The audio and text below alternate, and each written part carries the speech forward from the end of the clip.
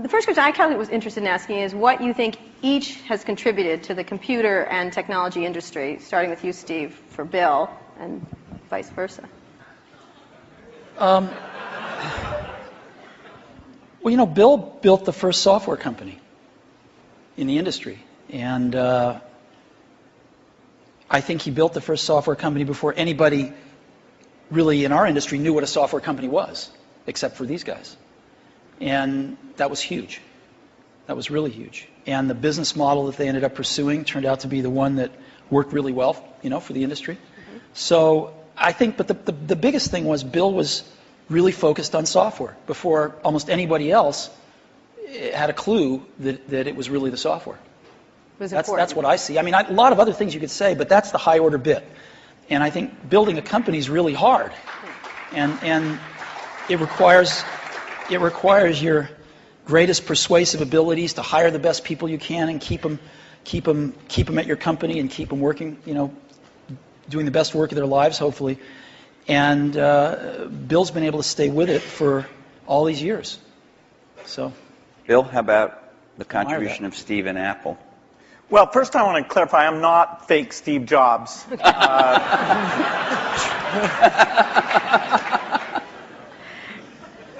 know, what Steve's done is quite phenomenal. You know, if you look back to 1977, that Apple II computer, the idea that it would be a mass market machine, you know, the bet that was made there by Apple uniquely, there were other people with products, but the idea that this could be an incredible, empowering phenomena, Apple pursued that dream.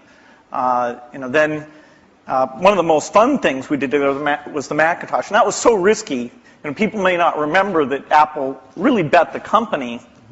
Lisa hadn't done that well, and you know, some people were saying, okay, that general approach wasn't good. But the team that Steve built, even within the company, to pursue that, even some days it felt a little ahead of its time. I don't remember that Twiggy disk drive. 128K. Yeah. And the Twiggy disk drive. Yes. Steve gave a speech once, which is one of my favorites, where he talked about, in a certain sense, we build the products that we want to use ourselves. And you know, so he's really pursued that with incredible taste and elegance that has had a huge impact on the industry. And his ability to always come around and figure out where that next bet should be has been phenomenal. You know, Apple literally was failing when Steve went back and reinfused the innovation and risk-taking that have been phenomenal. So the industry's benefited immensely from his work. We've both been lucky to be part of it, but you know, I'd say he's contributed as much as anyone. We've also both been incredibly lucky to have had great partners that we started the companies with, and we've attracted great people. I mean, so everything that's been done at Microsoft and at Apple has been done by just remarkable people, none of which are sitting up here, you know, today. Well, not us. Well, you're sort of the not us. And you're in a way you're the stand-ins for all those other people. In a way, we are. In a very tangible way.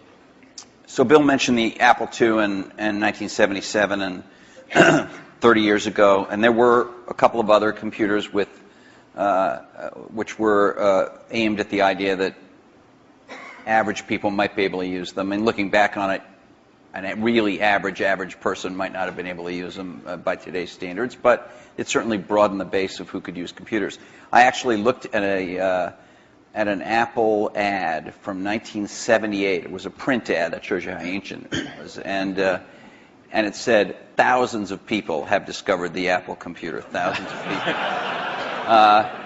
And it also said, you don't want to buy one of these computers where you put a cartridge in. I think that was a reference to one of the Atari or something. Oh, no. You want a computer you can write your own programs on. And so the world, and obviously people we had some very strange ads back then. We had one where it was in a kitchen, and there was a woman that looked like the wife, And she was typing in recipes on the computer with the husband looking on approvingly in the back. Most people, some people here, but I don't think most people know that there was actually some Microsoft software in that Apple II computer. Do you want to talk about what happened there, or how that occurred? Yeah, there'd been the Altair and a few other companies, actually about 24, that had done various machines. But the 77 group included the PET, TRS-80, Commodore. and Commodore PET, TRS-80, and the Apple II. The original Apple II BASIC, the integer BASIC, we had nothing to do with. But then there was a floating point one where, and I mostly worked with Woz on that. Let me tell this story. Okay. So Woz, my partner, we started out with this guy named Steve Wozniak, brilliant, brilliant guy. He writes this BASIC that is like the best BASIC on the planet. It does stuff that no other BASIC's ever done. You don't have to run it to find your error messages. It finds them when you type it in and stuff. It's perfect in every way, except for one thing, which is it's just fixed point, right? It's not floating point. And so we're getting a lot of input that people want this BASIC to be floating point. And like we're begging Woz, please, please make this floating point. Who's we? How many people are in Apple? Well, me. We're begging Woz to make this floating point, and he just never does it, And he wrote it by hand on paper. I mean, he didn't have an assembler or anything to write it with. It was all just written on paper, and he'd type it in. He just never got around to making a floating point. Why?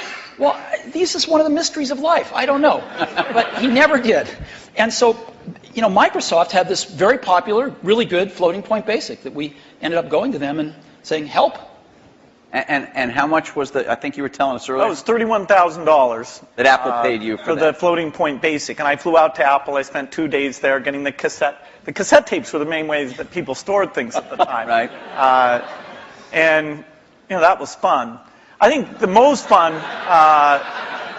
is later when we worked together.